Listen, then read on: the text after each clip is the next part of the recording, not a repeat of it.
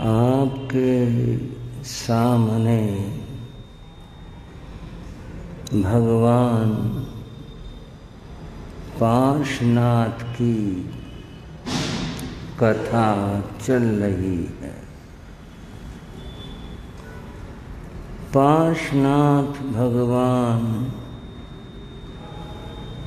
हमारे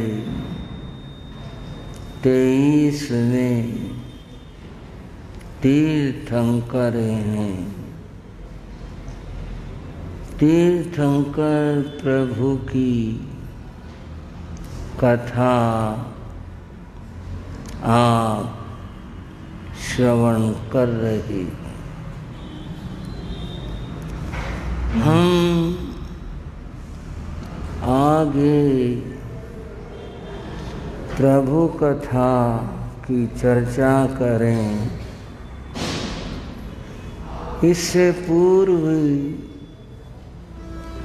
एक श्रद्धा भरी पुकार, श्रद्धा भरी जयकार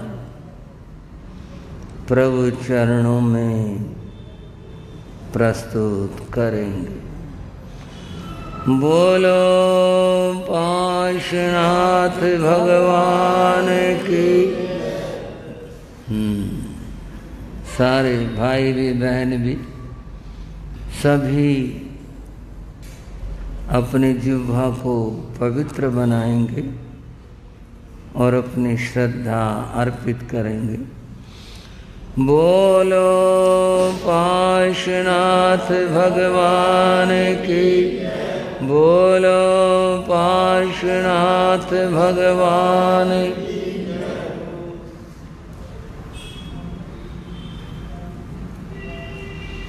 बंधुओं, हम तीर्थंकर प्रभु की कथा चर्चा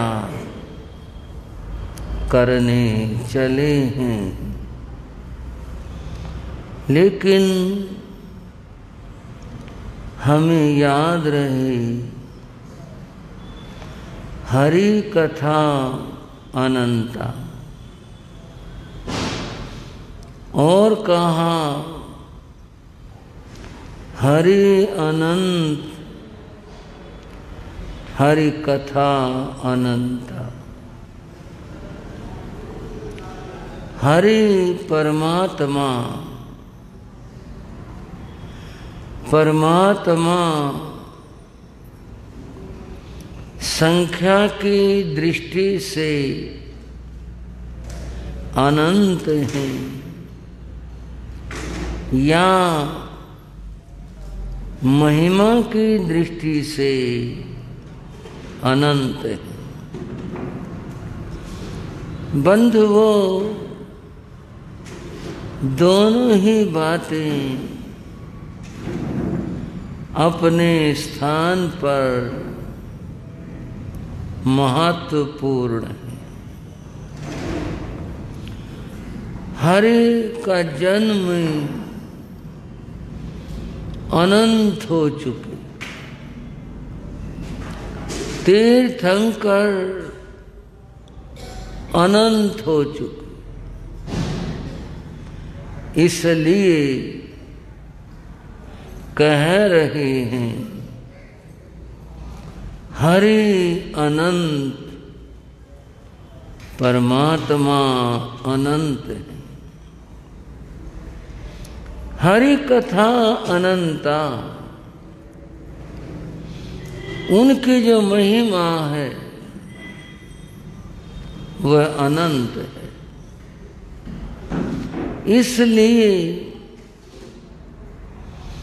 अगर उसकी कथा करें, महिमा को गाएं, तो वह अनंत है, कही नहीं जा सकती, गाई नहीं जा सकती। पार्श्वनाथ भगवान तीर्थंकर प्रभु हैं, उनकी महिमा अनंत। आचार्य सिद्धसेन ने कहा और आचार्य मानतुंग ने कहा, कोई बालक अगर समुद्र कितना बड़ा होता है यह बताने लगे तो कैसे बताए?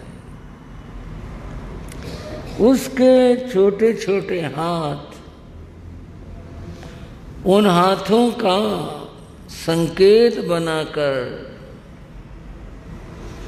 बालक कहता है इतना बड़ा। भाइयों, ये उसकी क्षमता इतनी ही है, वो इसी तरह बता पा रहा है। समुद्र कितना बड़ा, इतना बड़ा। बच्चे की क्षमता को आप जानते हैं। अगर हम अपनी क्षमता देखें, हमारे पास सीमित सा ज्ञान है, थोड़े से शब्द हैं, उन थोड़े से शब्दों में अल्प सामर्थ्य से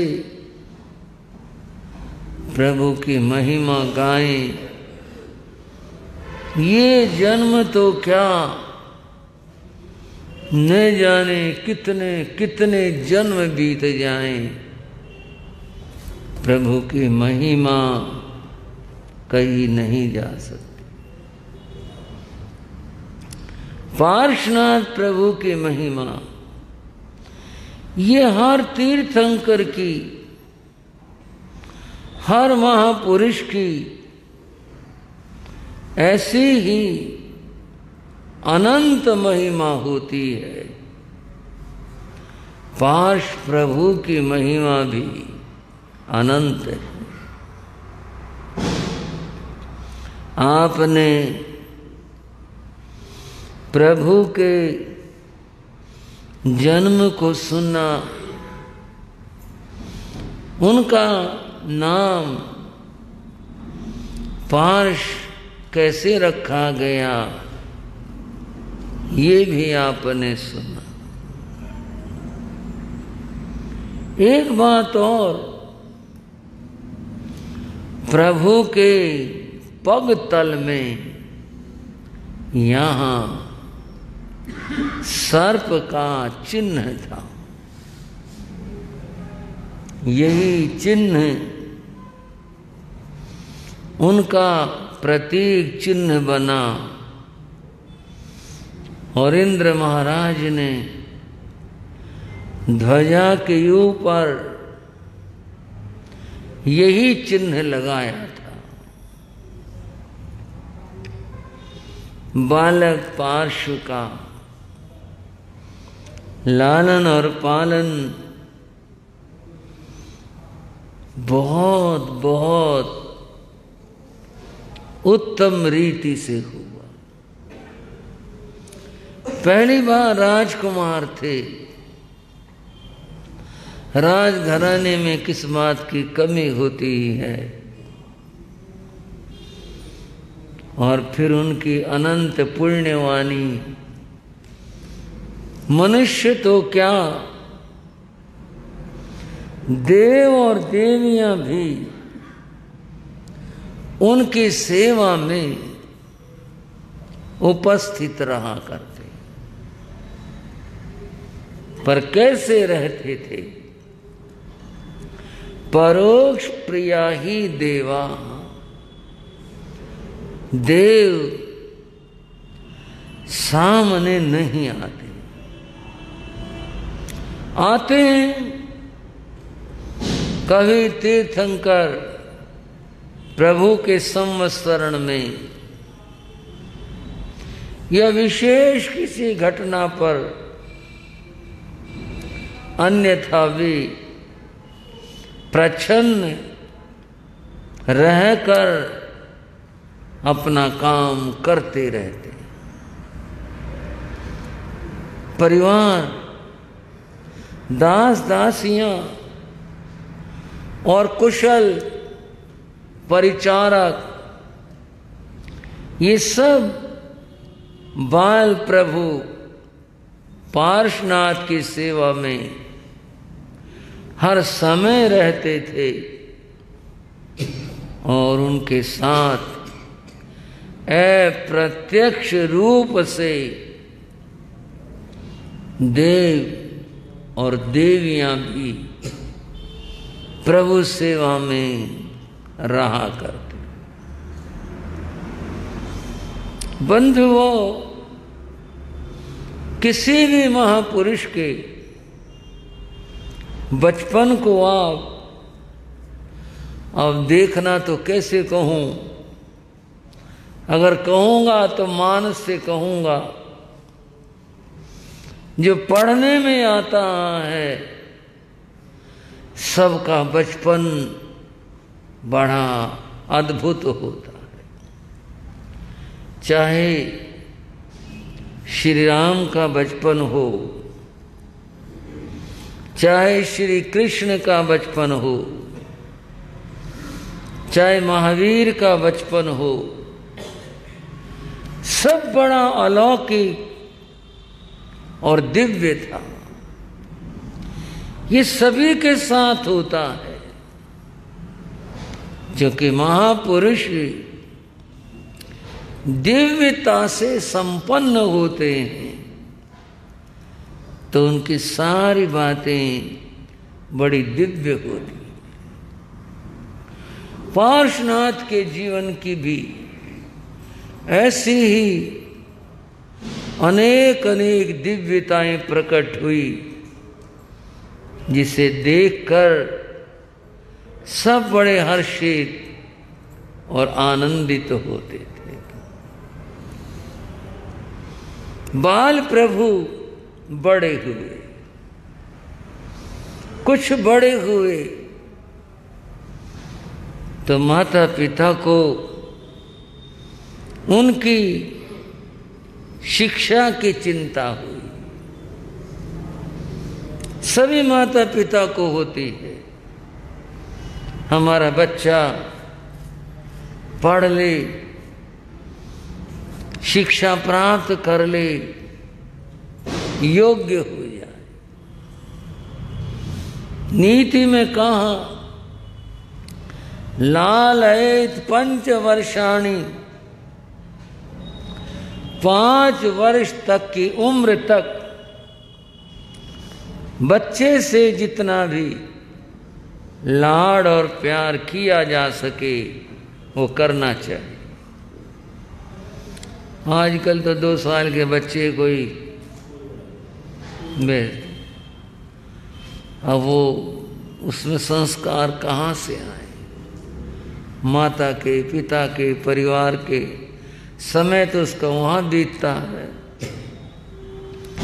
पहले शिक्षा 5 वर्ष की उम्र पर शुरू होती थी,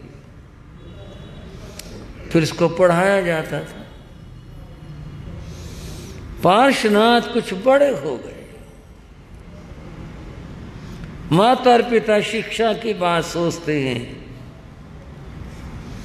योग्य आचार्य को पढ़ाने के लिए बुलाया गया, घर पर बुलाया गया। वे आचार्य आए, परिवार बैठा, आचार्य बैठे, पार्श्व बड़े विनीत भाव से बैठे। उनके विनीतता को देख करके आचार्य मुग्ध हो गए। बालक कितना सौम्य है, बालक में कितनी सज्जनता है, कितनी विनय है, कैसे विनम्र भाव से बैठा है। बच्चे को क्या पढ़ाना चाहिए, बच्चे की रुचि क्या है, ये जानने के लिए उन्होंने कुछ प्रश्न पूछे। बंधुओं, चाहे जमाना वो हो उस युग का, चाहे आज हो,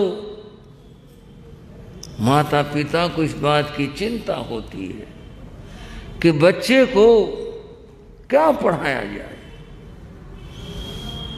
इंजीनियर बनाएं, डॉक्टर बनाएं, व्यापारी बनाएं, क्या बनाएं, सीए बनाएं, क्या बनाएं, क्या पढ़ाएं, इसकी क्या लाइन हो। ईसाइयों के यहाँ एक प्रयोग होता था, वो आपके करने का नहीं है, शायद वो विनोद है, कैसे है कि जब बच्चा छोटा होता हो, बिल्कुल छोटा, जैसे मैंने भी कहा 2 वर्ष का, 3 वर्ष का ऐसा होता, तो उसकी परीक्षा लेती है क्या बनेगा। तो जिस दिन वो परीक्षा लेनी होती, चर्च से कोई धर्म गुरु भी आता, परिवार भी इकट्ठा होता, वे देखें बच्चा क्या बनेगा, तो उसके आगे कुछ चीजें रख देते, जैसे कलम रख दी, एक कटोरी में थोड़ा अन्न रख दिया, एक में कुछ खाने की और चीज रख दी, एक बाइबल रख दी, कई चीजें जो हैं वो रख देते कि भाई बच्चा जिसको सबसे पहले उठाएगा समझेंगे कि भाई बच्चा इस लाइन में जाएगा। ये था प्रयोग। तो एक परिवार के बच्चे की ऐसी ही परीक्षा थी, उसको बैठाया गया, पुचकारा गया, चर्च से धर्म गुरु भी आए, परिवार इकट्ठा हुआ और उसका आगे सारी चीजें रख दी और उसको प्रेरित किया, ले ले ले ले, जो भी जिस भाषा में, अंग्रेजी में जैसे भी था, प्रेरित किया, उठा ले, ले ले।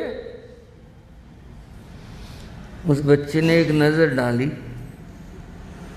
और वो आगे को सरका, आगे को बढ़ा, बाइबिल के ऊपर तो बैठ गया, जो कटोरियां थी वो अपने गोदी में रख ली, कलम हाथ में पकड़ ली और जितनी चीजें थी सारी समेट ली। बड़ी मुश्किल होगी, बोलो भाइयों क्या करें। जितनी चीजें रखी थी सारी की सारी उसने समेट ली, सारी उठा ली, गोदी में ले ली, बाइबल के ऊपर बैठ गया, कलम हाथ में पकड़ ली। बच्चे के पिता ने धर्मगुरु से पूछा, अब बताओ जी क्या करें, क्या निर्णय हुआ। धर्मगुरु बोला, निर्णय हो गया, ये नेताजी बनेगा। ये जो है नेताजी बनेगा, क्योंकि सारे धंधे नेताओं के होते हैं, व्यापार के भी, ठेके के भी और लीडरी भी, सारे काम बोले ये नेता बनेगा। हो गया फैसला। प्रभु पार्श की बात कर रहा था मैं, आचार्य ने कुछ प्रश्न किए, आपको ज्ञात होगा तीर्थंकर माता के उदर से ही 3 ज्ञान उन्हें होते हैं, मति ज्ञान, श्रुतक ज्ञान और अवधि ज्ञान। जन्म के बाद भी ये रहते हैं। मति बुद्धि को कहते हैं, बहुत बुद्धिमान होते हैं। श्रुतक ज्ञान चिंतक होते हैं, किसी बात को सोचना और उसके किसी विशेष निर्णय के ऊपर पहुंचना। अवधि ज्ञान बड़ी विचित्र चीज। अवधि ज्ञान है दीवार के पीछे कौन है, कमरे में कौन है, अलमारी में क्या रखा है, बंद अलमारी ताला लगा, उसको तो अवधि ज्ञानी को ऐसे दिखाई देता है जैसे आप और हम एक दूसरे को देख रहे हैं। इतना ज्ञान उन्हें माता के उदर से ही होता है, जन्म पर बना रहता है। 3 ज्ञान उनके पास होते हैं, लेकिन इतना ज्ञान होने पर वे सामान्य होकर रहते हैं, अपने ज्ञान का प्रदर्शन नहीं करते कि मैं जानता हूं, मुझे पता है। नहीं, मैं समझाने के लिए कह रहा हूं। कल्पना करो 2 वर्ष की उम्र है बाल प्रभु की, वो उतना ही व्यवहार करेंगे जितना एक सामान्य 2 वर्ष का बालक व्यवहार करता है। वो 5 वर्ष का या बड़ा या उससे आगे ऐसा व्यवहार नहीं करते, क्योंकि उससे उनको नहीं सबको परेशानी और चिंता हो जाती है। ये क्या चीज है जो ये बात बता रहा, अगर वो आगे की बात बता दें, अदृश्य बात बता दें, मुश्किल हो जाए। किस बात की? उसे लाड़ और प्यार कैसे करें? बहुत मुश्किल हो जाए व्यवहार की, कि ये तो सब कुछ जानते, सब कुछ पता है। वो सामान्य होकर जीते। जब उन्होंने प्रश्नों का उत्तर दिया, आचार्य नत हो, प्रभु हम नहीं जानते आप क्या हो। ये जो उत्तर आपने दिया ये मुझे नहीं आते, मैं नहीं जानता। मैं तो आपको प्रणाम करता हूं। माता पिता सब देखें ये क्या हुआ, वो कहां समझ पाए क्या सवाल था और क्या उत्तर। उत्तर इतना गंभीर था, सामान्य आदमी जान ही नहीं पाए उसको। प्रणाम करके चला गया। माता पिता ने जाना ये तो दिव्य आत्मा है, इनको क्या पढ़ाया जा सकता है। जब इतना बड़ा विद्वान प्रणाम करके चला गया, अब क्या हो? कुछ नहीं, पढ़ाई पूरी हो गई, बस पता चल गया सबको, इनको पढ़ाने की आवश्यकता नहीं है, ये तो जन्म से ज्ञानी है। 5 और बड़े हुए, अपने बच्चों में साथियों में रहे, उनको अच्छी बातें बताई और बच्चे सुनकर क्या कहते, अरे पार्स बता रहा है, इसके बाद सच्ची होती है सारी, ये जो कुछ बताता है। ऐसा बचपन रहा। पार्श्व युवा हो गए, शरीर का पूर्ण विकास हो जाना युवावस्था है, बुद्धि का विकास हो जाना। लेकिन उनकी तो बुद्धि पहले से विकसित थी, उनका अद्भुत सौंदर्य, नील वर्ण, तीर्थंकर शरीर बड़ा बलिष्ठ होता, बहुत बलवान होते हैं, पर वो प्रदर्शन नहीं करते अपने बल का। इतने बलवान होते हैं, सारे इंद्र इकट्ठे होकर के तीर्थंकर के इस उंगली को क्या कहते हैं, इसको हरियाणा वाले बताओ। हाँ, चिच्ची, चिटली, सारे जो हैं, कनिष्ठ का तो फिर शब्द इसका होगा साहित्यिक हो गया। इसको अगर यूं से यूं करना चाहें, देख लो, कर नहीं सकते। इतने बलवान होते हैं तीर्थंकर प्रभु, लेकिन अपने बल का न तो कभी प्रदर्शन करते हैं न कभी अहंकार करते हैं, कुछ नहीं, सहज रूप से रहते हैं। अब तो अश्वसेन उनसे सलाह लेने लगे, बेटा आज ये समस्या आई, क्या करना चाहिए? राज्यसभा में बात बनी नहीं, हल हुआ नहीं, क्या करें?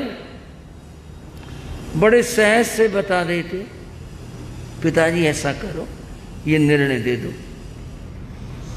वो निर्णय राजा देते, दोनों पक्ष ये कह कर जाते, न्याय हुआ।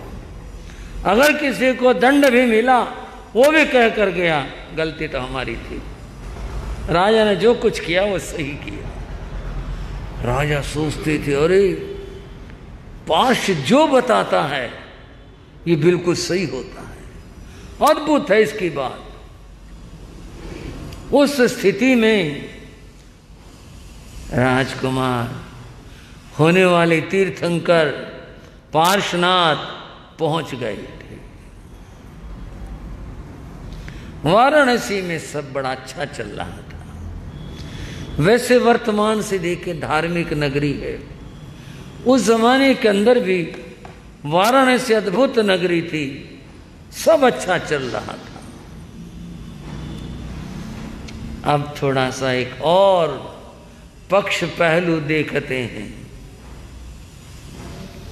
वो एक इस कथा का जो जिसे खलनायक कहें, कौन भला? कमठु। इस जन्म में जब ये आत्मा पार्श्व बनी, वहां से मरुभूति से यात्रा होते हुए जब यहां पहुंचे, वह भी नरकों को भोगता हुआ, त्रियंच भोगता हुआ, उसकी आत्मा संसार में भटकते हुए आ गया, कोई पुण्य उदय में मनुष्य बन गया। यहां उसका नाम कढ़ रखा गया, कढ़।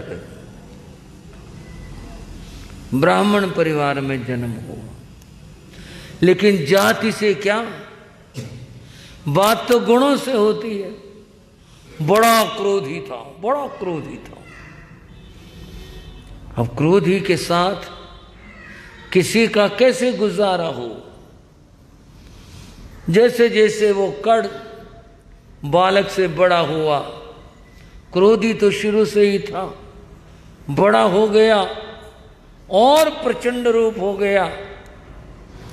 परिवारजनों ने देखा इसके साथ निर्वाह नहीं हो सकता,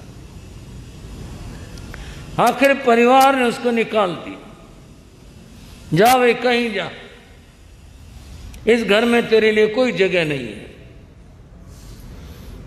सारा परिवार एक तरफ था और वो कढ़ एक तरफ था, उसको निकाल दिया। घर से भागे, घर से निकले, जाए कहां? इधर फिर उधर फिर, कभी सड़कों पर, फुटपाथ पर, कहीं पर सो लिए, किसी सदा व्रत में जाकर के रोटी खा ली, कहीं और पहुंच गए। इस जन्म में उसका संबंध, संपर्क एक सन्यासी से हो गया। हाँ भाइयों, सन्यासी, साधु, संत, महात्मा, परिव्राजक, जो भी कहो, ऋषि मुनि, सब घर को छोड़ कर आए होते हैं। वो सन्यासी था, वैदिक परंपरा का था। आप कहोगे नाम लिया है, कहानी यही है, जिस परंपरा का जो होगा वो कहा जाएगा। वो कड़ युवक उसके संपर्क में आ गया। वो सन्यासी कुछ प्रतिष्ठित था, लोग आते थे उसके पास, चढ़ावा भी आता था, चढ़ावे में खाने पीने की चीजें भी आती थी, रुपया पैसा भी आता था और सामग्री भी आती थी। कड़ युवक ने देखा भाई ये धंधा बढ़िया, धंधा बताया उसने अपने मन में कि भाई ये धंधा बढ़िया, अगर मैं भी ऐसा हो जाऊं तो ये खाने की समस्या हल हो जाए, पहनने की भी हल हो जाए, दान दक्षिणाएं भी आती हैं यहां तो। अब उसने अपना रूप थोड़ा बदला, नम्र हो गया, सन्यासी की सेवा करने लगा। स्वार्थ था ना, स्वार्थ में तो आदमी बड़ा कुछ करता है, जो भी सेवा होती है उसकी खूब से सेवा करने लगा। सन्यासी के मन चढ़ा कि युवक है तो बड़ा श्रद्धाशील, सेवा भावी, बहुत अच्छा है ये तो। और एक दिन कड़ युवक ने कहा, महाराज मेरे को आप अपना चेला बना लो, मैं चेला बनकर आपकी बहुत सेवा करूंगा। अब साधुओं की यहां थोड़ी कमजोरी रहती, भाई चेला चाहिए, कोई भी हो चेले की तो जरूरत रहती, चेला चाहिए। उसने, अच्छा जी सुरेंद्र जी, अच्छा जी, वाह जी वाह। पर मैं तो, आप तो बढ़िया वाले चेले हो, उस चेले की बात कर रहा हूँ जो स्वार्थी होते उनकी बात कर रहा हूँ। तो उसने निवेदन किया जी मुझे चेला बना लो। गुरु को भी पसंद आ चुका था, उसे चेला बना लिया, दीक्षा दे दी, जो उनकी विधि थी जैसे थी। अब वो बन गया, चेला बन गया। चेला बनकर कुछ दिन तो मामला ठीक चला, लेकिन थोड़े दिनों के बाद में अब चेले ने भी आंखें तरेरनी शुरू करी, सारे काम मुझसे थोड़े होंगे। अच्छा ये तो बोला भी नहीं करता भाई, आज तो कमाल हो गए। और अंत में क्या बोला जी, सारा जो कुछ आता ना इसका बंटवारा होना चाहिए, आधा मेरे को मिले और आधा आपको मिले, मैं भी तो साथ में हूं। गुरु ने कहा इसने तो मुश्किल पैदा कर दी। और बात का अंत यहां है, एक दिन वो कड़ तपस्वी गुरु से अलग हो गया। उसने, है तो थोड़ी भाषा वैसी, अपनी नई दुकान जमा ली, नया काम शुरू कर लिया। जहां कहीं जाता है और वहां जो भी उनकी परंपरा थी उस तरह की क्रियाएं करता है, दिखाता है, लोग आकर्षित होते हैं, चढ़ावा आता है। अब उसने कहा अब गुजारा ठीक हो गया, अब बढ़िया हो गया। गुरु महाराज के पास एक भाई आया करते, जन्म से जैन नहीं थे पर श्रद्धालु बहुत थे, गुरु महाराज के शिष्य थे। कई बार बैठ जाते, अपनी सुनाने लग जाते, कोई बात चलती तो बोले गुरुजी मेरे को भी गुरु की तलाश रहा करती।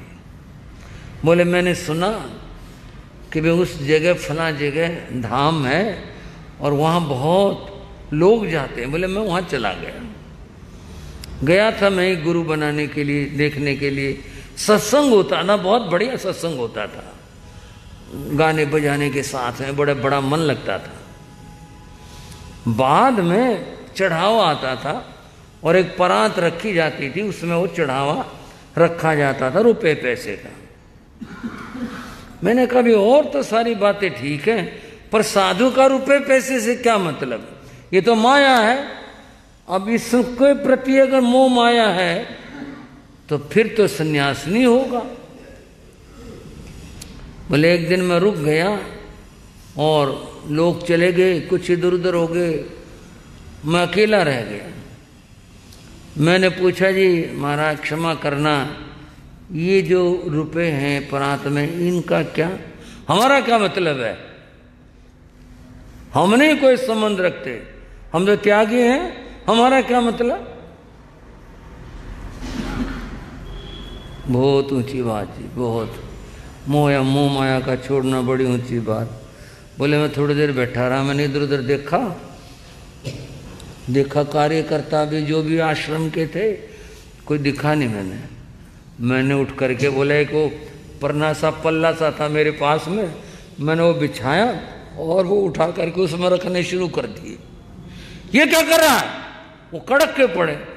बोले महाराज जी कुछ रुपए चाहिए थे, आपका तो कोई मतलब है नहीं इनसे। ये क्या मतलब हुआ? ऐसे कैसे ले जाएगा तू? आश्रम की चीज है।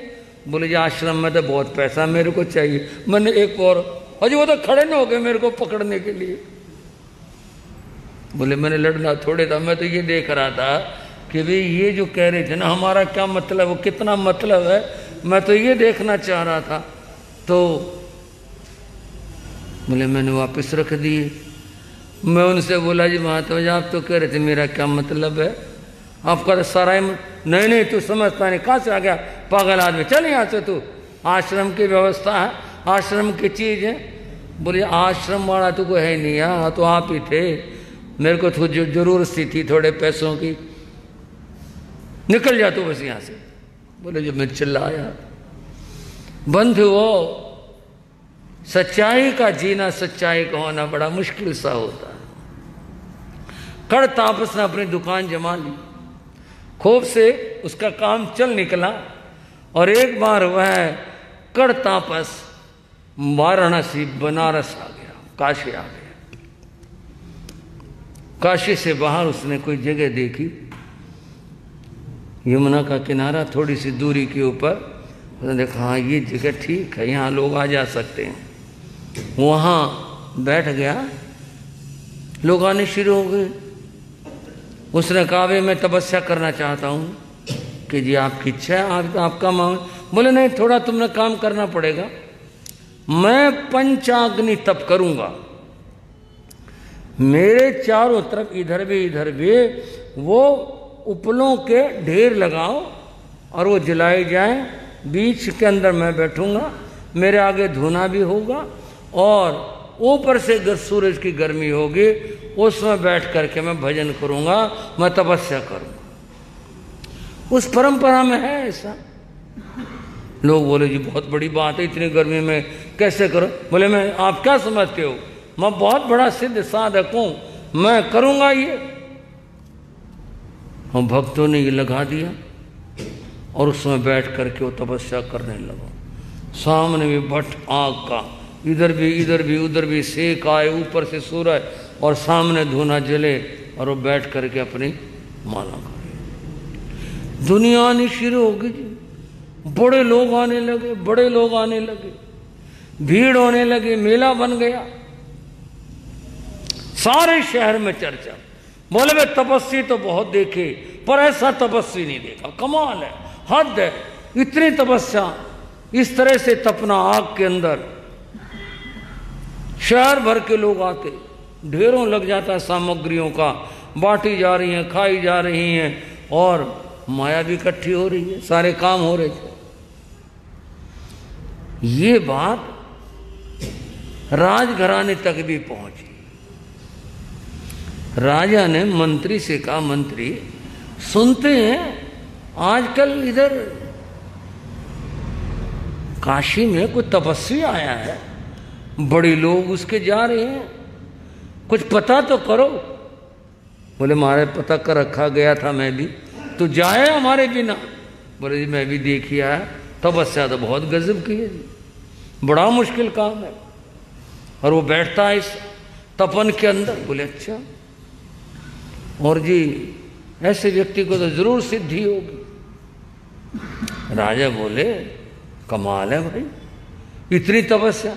मंत्री बोला जी आप भी आशीर्वाद लो, कुछ आशीर्वाद मिल जाए और अच्छा रहेगा। बोले चलो फिर अपन भी आशीर्वाद लेते हैं। राजा ने रानी से कहा कि वो तपस्वी है, उसके दर्शन करने दुनिया जाती है, हमें भी चलना चाहिए। लोग जा रहे हैं, थोड़ा सा राजा का जाना भी उपयुक्त होगा, मंत्री को भी बोल दिया भाई कल चलेंगे। राजा का रथ आ गया, परिवार में हलचल, राजमहलों में हलचल, महाराज जाएंगे जाएंगे। बेटा पार्श, पिताश्री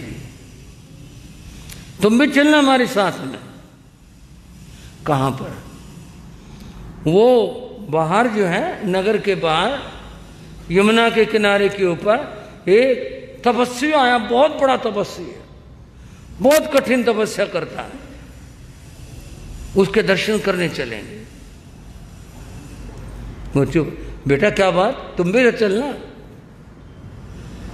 आप कहोगे तो चल पड़ूंगा। हाँ हाँ मैं तो कह रहा हूं चलना, सारे चलेंगे। सारा राज परिवार रथ में सवार हो गया। मंत्री के लिए अलग रथ था, सैनिक साथ में थे, पूरे ध्वजा और सब राज के जो ठाठ होते उनके साथ में राजा की सवारी बनी और उसमें बैठ करके सब तपस्वी के दर्शन करने चले। पहुंचे जी, थोड़ी दूर पर रथ रोक दिए गए, सैनिक भी रुक गए, गाजे बाजे भी साथ में थे, ध्वजाएं लहरा रही थी। राजा, रानी, राजकुमार, मंत्री और सब लोग सारे के सारे मिलकर के तपस्वी के पास पहुंचे। बहुत लोग थे, महाराज आगे, महाराज आगे, जगह दो जगह दो, जगह बना दी गई। राज परिवार आया था, कोई छोटी बात नहीं थी। आगे तक गए, तपस्वी को देखा और देख करके सबने प्रणाम। तपस्वी ने सबको आशीर्वाद दिया। एक नजर डाली कौन कौन खड़े हैं, सब देखा। मन के अंदर एक अहम भाव होता, बड़ा संतुष्ट हुआ। देखो मेरी तपस्या, और आज राजा स्वयं आए, परिवार के साथ आए, सब के सब हाथ बांधे हुए कैसे खड़े मेरे आगे। बहुत मन के अंदर इस बात से संतुष्टि मिली, और मैं कितना बड़ा तपस्वी हो गया।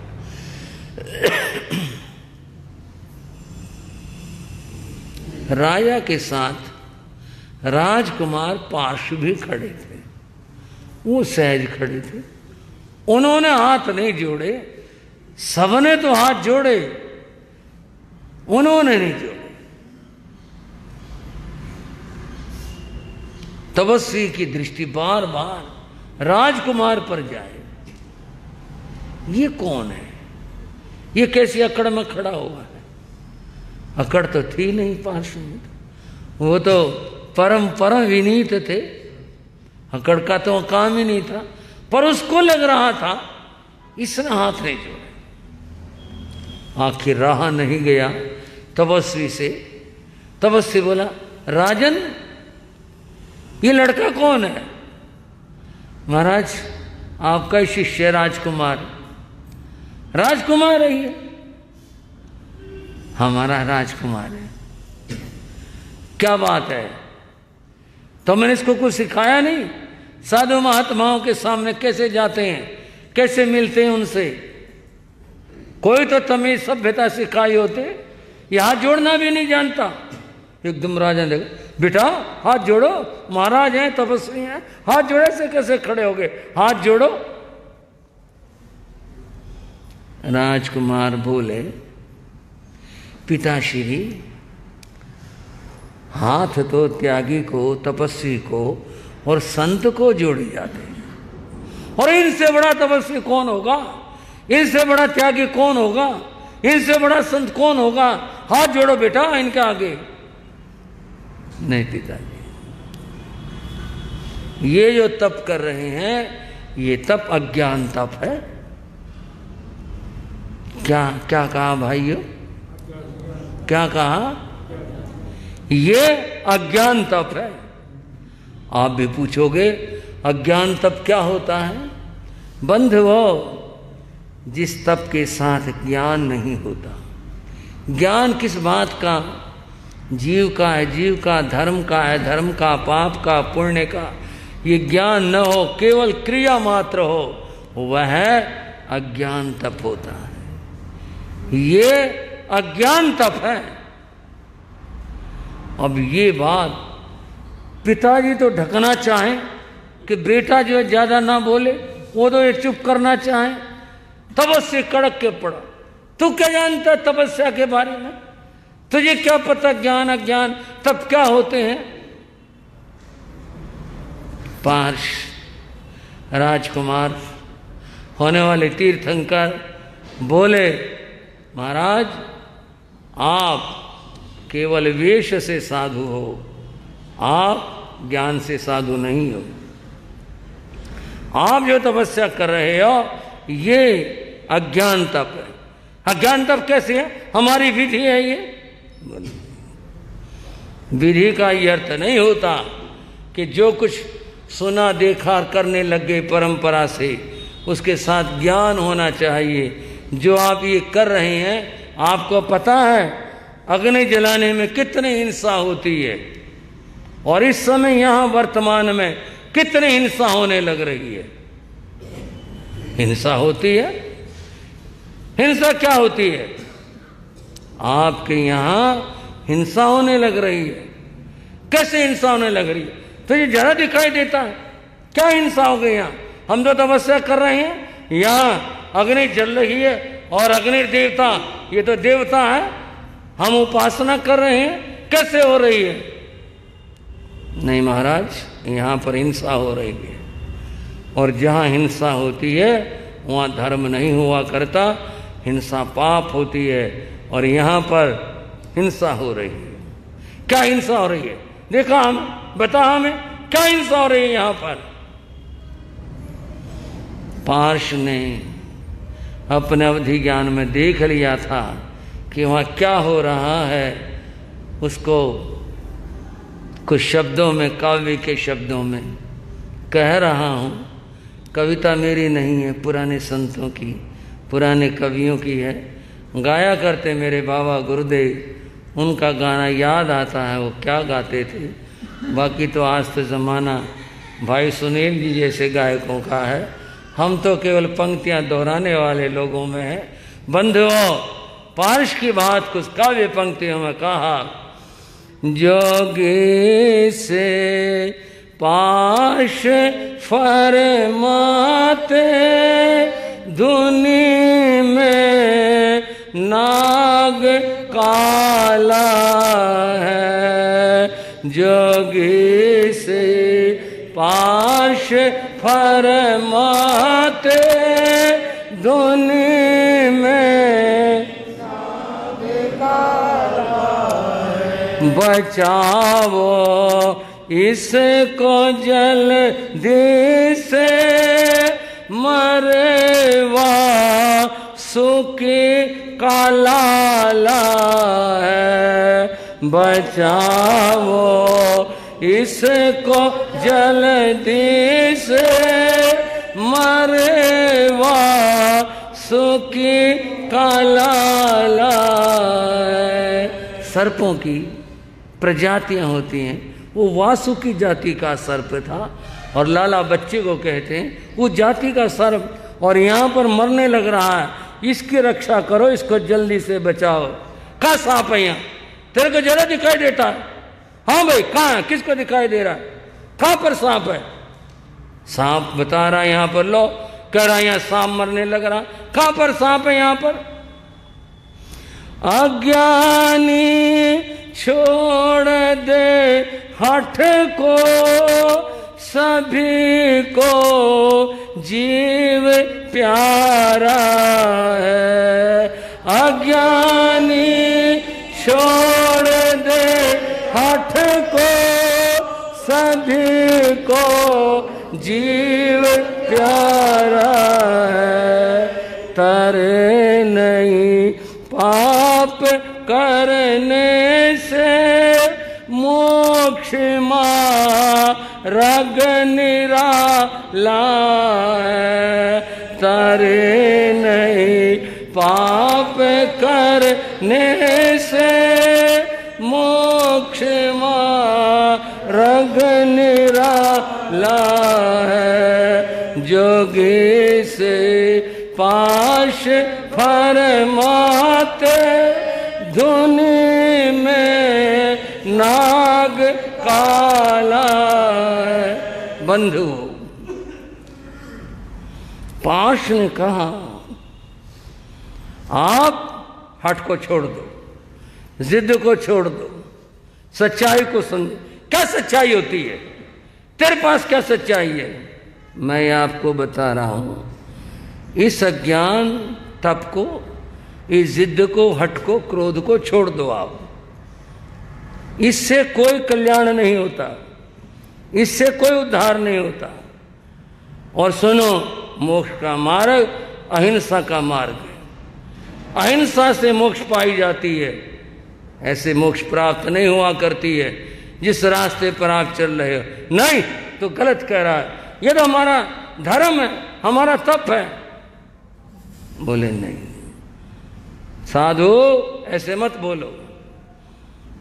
दया धर्म का मूल है। आज की भाषा में पाप मूल अभिमान, तुलसी दया न छोड़िए, जबला घट में प्राण। जहां दया है वहां धर्म है, और जहां जीव हिंसा वहां पाप है। राजकुमार सावधान हो जाओ, मैं इतनी देर से सुनने लग रहा हूं तेरी बात। अगर मैंने श्राप दे दिया, जलाकर भस्म कर दूंगा तुझे। हाँ, मुझे भस्म कर लीजिए, पर सच्चाई को तो मान लीजिए।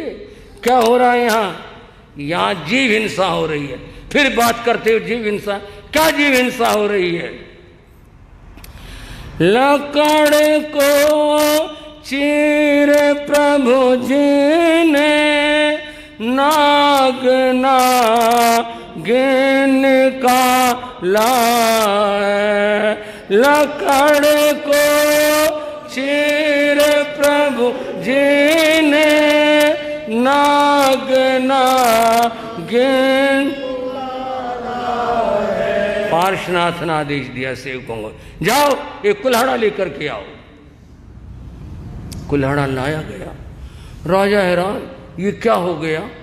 ये तो मामला उलझ गया। आए थे आशीर्वाद लेने के लिए और राजकुमार इससे उलझ गया। तब उससे तो बहुत प्रचंड गुस्से में था।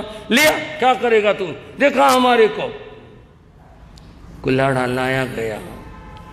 एक था मोटा लक्कड़, और वो धोने में लगा रखा था।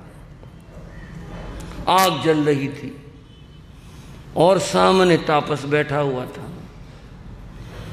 बात क्या हुई, वो जो मोटा लक्कड़ था वो अंदर से खाली था। उसको खोखर कहते हैं। कई पेड़ अंदर से खोखले हो जाते हैं, कीड़े खा लेते हैं, गल जाते हैं, कुछ हो जाते हैं। वो खाली था। और उस समय कहीं से आकर के नाग और नागिनी का जोड़ा वहाँ बैठ गया। जैसे बिल में चले जाते हैं, वो पेड़ पर चढ़े होंगे, खोखर में जाकर के बैठ गए। या ये लक्कड़ पड़ा हुआ था, इसमें जाके बैठ गए। साधु महात्मा के लिए जो लक्कड़ लाए जाते थे, वो लक्कड़ उठा लाए। जब वो लक्कड़ हिला जुला, वो सिमट करके अंदर बैठ गए। क्योंकि बड़े बहुत ही सर्प डरपोक प्राणी होता है। अंदर बैठ के सिमट करके लक्कड़ लाया गया, और ला करके तीन तरफ से तो बंद था, जिधर से मुंह था उधर आग में लगा दिया। फंस गए ना बेचारे। और हर तरफ से बंद है, जो मुंह था वो आग में लगा दिया। आग से वो जलने लग गया। सांप ही नहीं, कैसे निकले? और वो बेचारे अंदर तड़पने लग रहे। अंदर धुआं भर गया। बाहर निकले कैसे? आग में से बाहर आए कैसे? मुमूर्षु मरने की स्थिति में पहुंच गए बेचारे। तड़प रहे थे बुरी तरह से। पार्श्वनाथ अपने अवधि ज्ञान से देख रहे थे, वो बेचारे नाग और नागनी किस तरह से और कैसे तड़पने लग रहे हैं उसके अंदर। कुल्हाड़ा लाया गया। तापस बहुत क्रोध में था। देखो क्या करते हैं ये। पार्श्वनाथ ने सेवक से कहा, इस लक्कड़ को बाहर खींचो। लक्कड़ अग्नि से बाहर खींचा गया और कहा इसको फाड़ो। ऐसे फाड़ना इसके दो टुकड़े हो जाएं, ऐसे फाड़ना है इसको। सेवक ने कुल्हाड़ी उठा ली और उठा करके वार करना शुरू किया। और इन पंक्तियों में, लक्कड़ को चीर प्रभु जी ने, नाग नागे निकाला।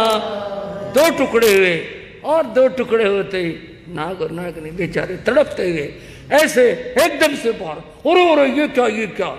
सारे खड़े हुए लोग बोले ओ अरे ये कहां से आ गए भाई, ये कैसे थे। अरे इस लकड़ में थे। पार्श्वनाथ को इतना ज्ञान है, इनको अंदर का भी पता है। और साधु महात्मा देखे ये बला कहां से निकली आई, ये मुसीबत कहां से आ गई। साधु महात्मा देख रहा है और वो बेचारे तड़पने लग रहे थे। फिर क्या हुआ, लकड़ को चीर प्रभु जी ने नाग नागे निकाला है।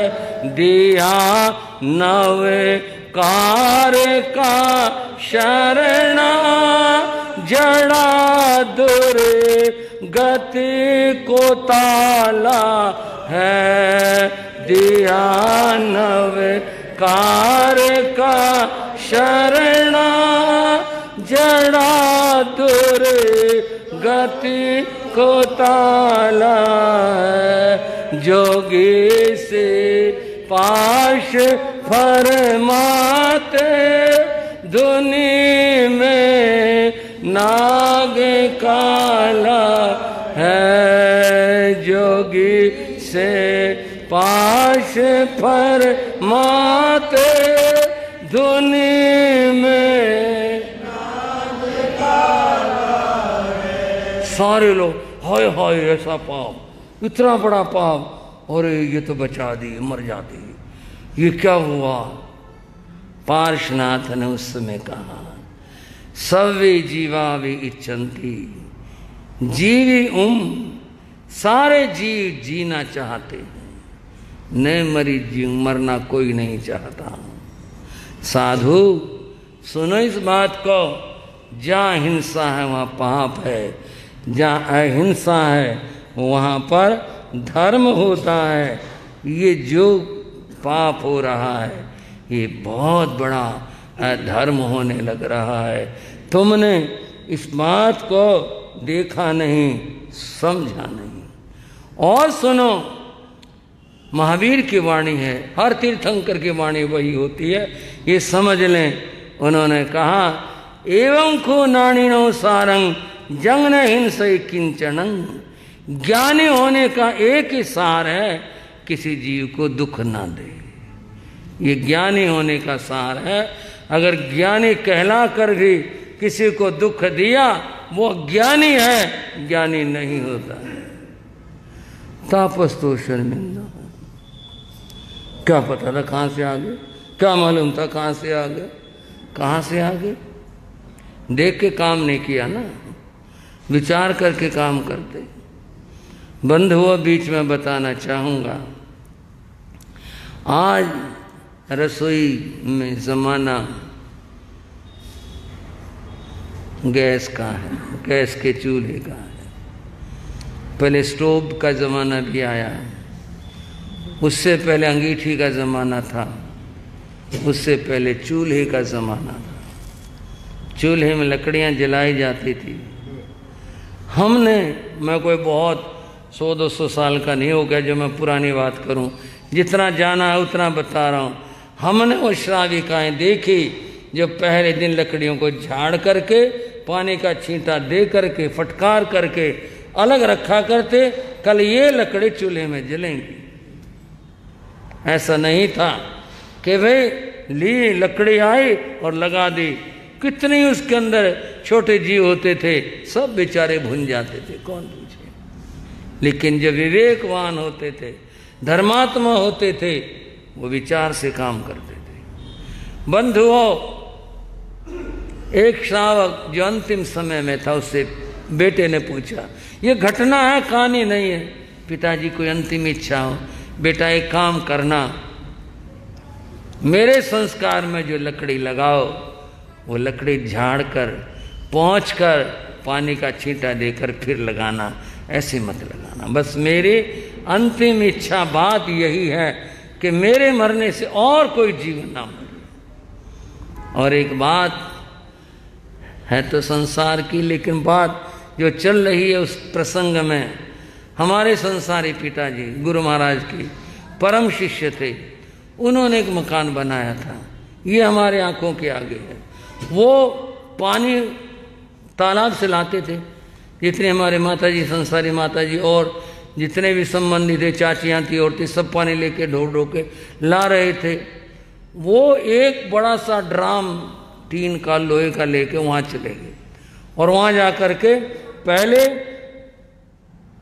किसी बर्तन से बाल्टी से पानी उठाते और ड्राम पर कपड़ा लगाया, उसके ऊपर डालते, यानी पानी को छानते, कई छोटी मछली निकलाते, उसी वक्त पानी में उसको कर देते और फिर जब पानी लेने जाते थे ड्राम से पानी देते थे, भाई सीधे पानी तालाब से मत लेना।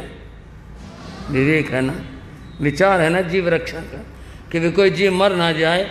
जो भी काम करना विवेक से करना है, ये श्रावक का धर्म हुआ करता है।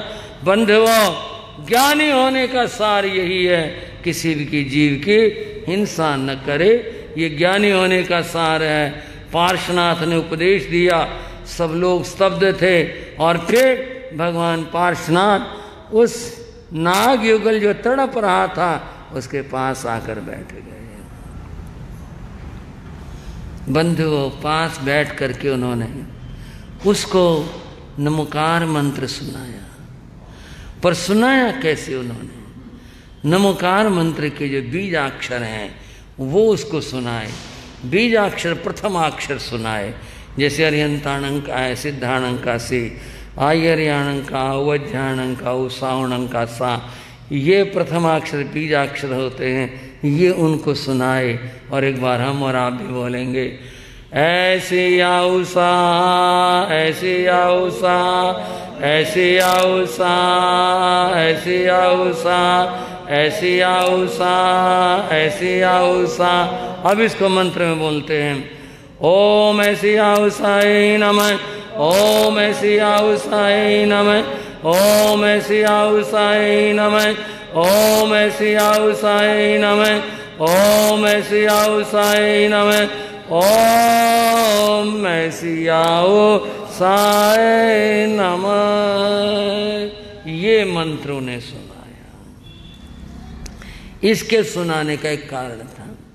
आप सवाल कर सकते हैं, सीधा सीधा सुनाते, नमो रियंत्राणं, नमो सिद्धाणं, नमो आइडियाणं, नमो वज्राणं, नमो लोय सब सावणं, ऐसे क्यों नहीं सुनाया? बंधुओं, ये बात ध्वनि विज्ञान की है। ध्वनि विज्ञान की क्या है कि कौन सा जीव कितनी ध्वनियों का उच्चारण करता है और उन्हें समझता है। जो हम बोलते हैं ना, ये ध्वनियाँ हैं। ये जो भाषाएं हैं, ये वर्णों के समूह से शब्द बनते हैं, शब्दों से वाक्य बनते हैं, वाक्य से भाषा बनती है। ये जो ए आ ई उ, ये जो अक्षर है ना, इनको अक्षर भी कहते हैं, इनको वर्ण भी कहते हैं। ये ध्वनियाँ हैं। क्या चीज़ है ये? अब आपका सब्जेक्ट नहीं है ना, इसलिए आपको समझने में ऐसा लगेगा, फिर भी थोड़ा समझ लो। ये सारी ध्वनियाँ हैं और सारे जीवों की शरीर रचना अलग अलग है, तो सारे जीव सारी ध्वनि नहीं बोल पाते। मनुष्य है जो सारी ध्वनियाँ बोलता है, पशु नहीं बोल पाते, कुछ कुछ बोल पाते हैं, कोई नहीं बोल पाता है। सबकी अपनी अपनी ध्वनियाँ हैं। ये इन ध्वनियों की स्थिति ये है, जो समझने की बात है ध्वनियों की। देवनागरी के अंदर जो हिंदी की लिपि है, इसके अंदर 46 या 49 ध्वनियाँ हैं। अ आ से लेकर है तक, क्षत्रज्ञ ये मिलाकर 49 या 46 ध्वनियाँ हैं इसके अंदर। बंधुओं, अंग्रेजी वालों के पास कुल 26 ध्वनि है। उनके पास ध्वनियाँ बहुत थोड़ी सी हैं, इसीलिए हिंदी में कुछ भी लिखा जा सकता है। अंग्रेजी में नहीं लिख सकते। आप कहो क्यों लिख सकते? आप सड़क लिख के दिखा दो अंग्रेजी में, आपको लिख देते हैं, लिख के दिखाओ। ड उनके पास है ही नहीं, सड़क लिखेंगे। घोड़ा नहीं लिख सकते, घोड़ा लिखेंगे। और कई ध्वनियाँ उनके पास है नहीं, बनाई जाती उनके यहाँ पर। झ उनके पास नहीं, ख उनके पास नहीं, घ उनके पास नहीं, छ उनके पास नहीं, उनके पास झ नहीं है, उनके पास ध्वनि नहीं है। उनकी भाषा में ये ध्वनियाँ ही नहीं है। जब दूसरे शब्द लिखने पड़ते हैं तो जोड़ तोड़ करके मिला करके लिखने पड़ते हैं। देवनागरी एक ऐसी लिपि है जिसके अंदर आप कुछ भी लिखो, हिंदी वालों के पास में अरबी लिखो, अंग्रेजी लिखो, फ्रेंच लिखो, कुछ भी लिखो आप लिख देंगे, लेकिन सारी ध्वनियाँ हिंदी के पास भी नहीं है। एक लिपि कभी थी, उसको ब्राह्मी लिपि कहते हैं, जो भगवान ऋषभदेव ने अपनी बेटी को सिखाई थी। उसके अंदर 84 ध्वनियाँ थी। उसके अंदर पशुओं की बोली भी लिखी जा सकती थी, जो किसी के द्वारा लिखी नहीं जा सकती, उसमें लिखी जा सकती थी। उसके अंदर विशेषता थी। एक बार ऐसा हुआ, एक बनारस से कोई युवक पढ़ करके, बनारस का नाम इसलिए लेते हैं कि विद्या का केंद्र पहले बनारस था, अपने गांव आया पढ़ाई पूरी करके। बड़े मिलने के लिए लोग आए, दाएं बाएं इधर उधर के, भाई फलाने का छोरा, हाँ भाई हरियाणा वालों, फलाने का छोरा जो है काशी जी पढ़ का आया। गए मिलने के लिए। एक जमींदार वृद्ध वो भी आया, हाँ भाई छोरे, वाह भाई तने बड़ा गांव का नाम ऊंचा करा हुआ है, बड़ी पढ़ाई करी हुई, काशी जिताया। उसका सिर पुचकारा बैठ गया। ने बोला भाई छोरे एक बात बता, तने लिखना आ गया? वो बोला तने लिखना आ गया? बोले हाँ बाबा लिखना आ गया। उसने से कोई चिट्ठी उठी लिखवाना चाहता हूँ। बोले हाँ आ गया, लिखना आ गया। अच्छा एक बात लिख देगा मड़ी सी? लिखिए। उसने कागज उठाया, कलम उठाए, बोले हाँ जी बोलो।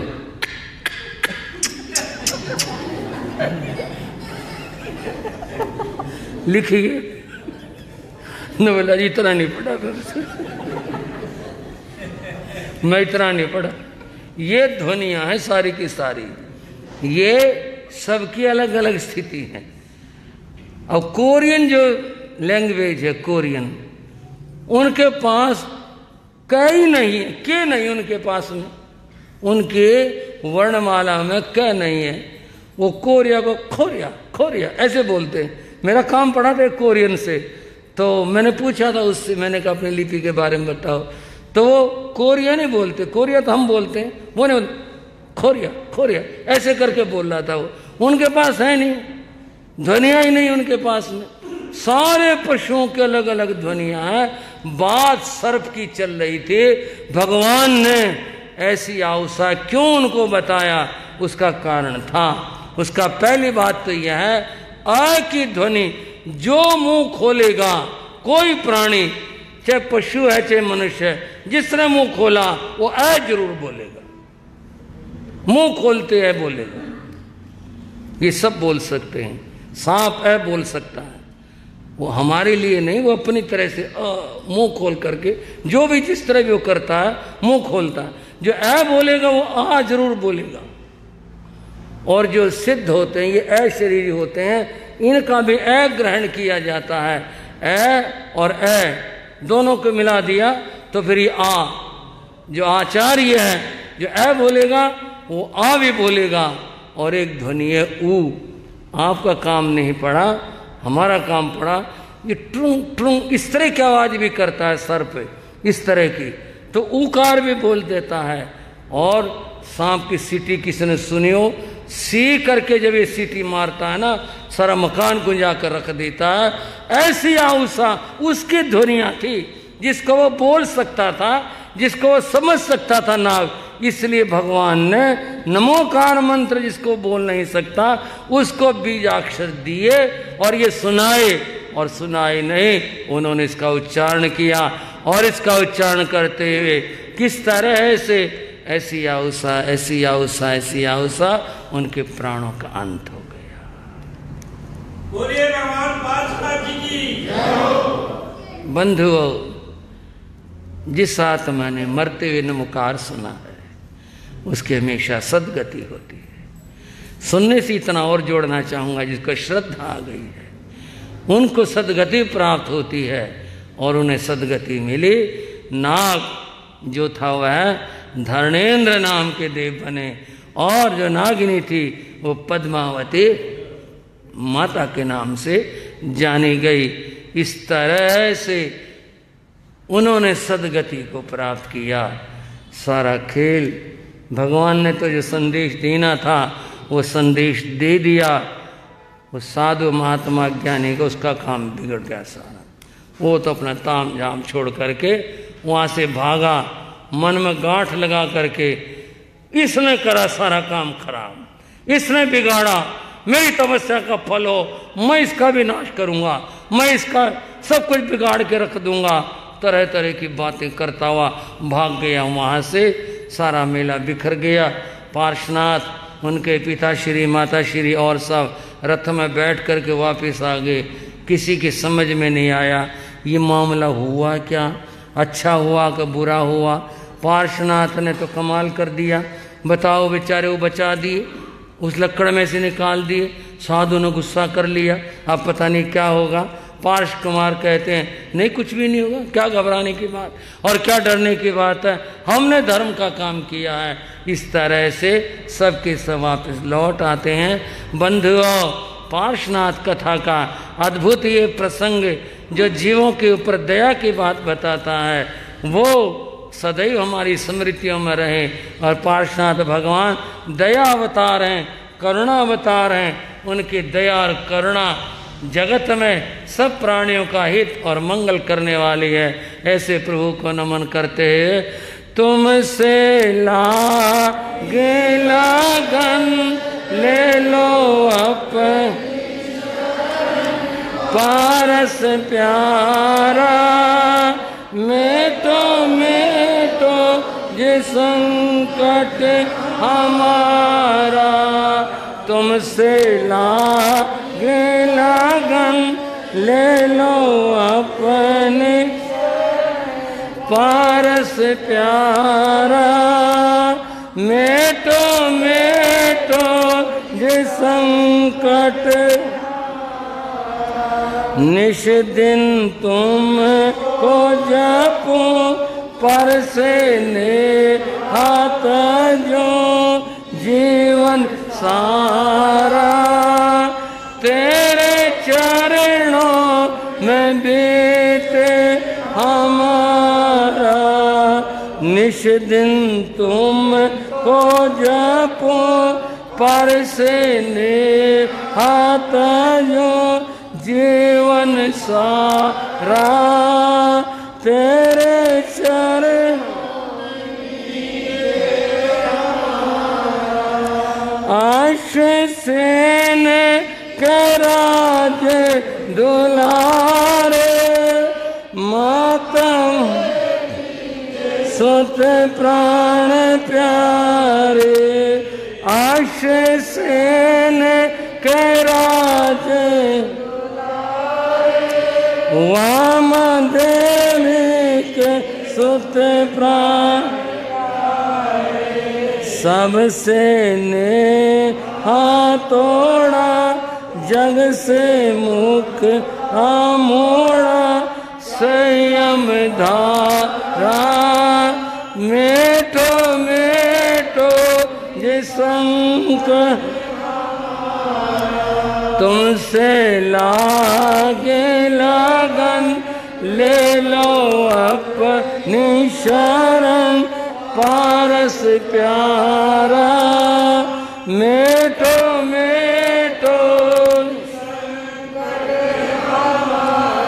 बोलो पार्श्वनाथ भगवान के, बोलो पार्श्वनाथ भगवान, बोलो पार्श्वनाथ भगवान।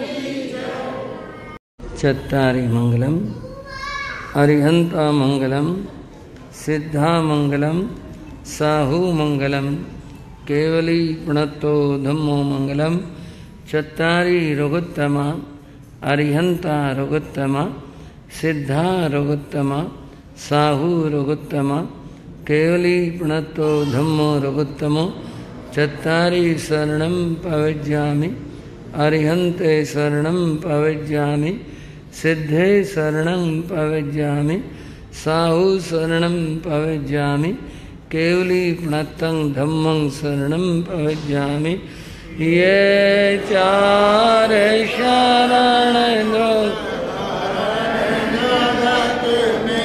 और न शरण कोई होगा, जो भव प्राणी करे आचरण, उसका अजर अमर पद होगा, उसका सदाई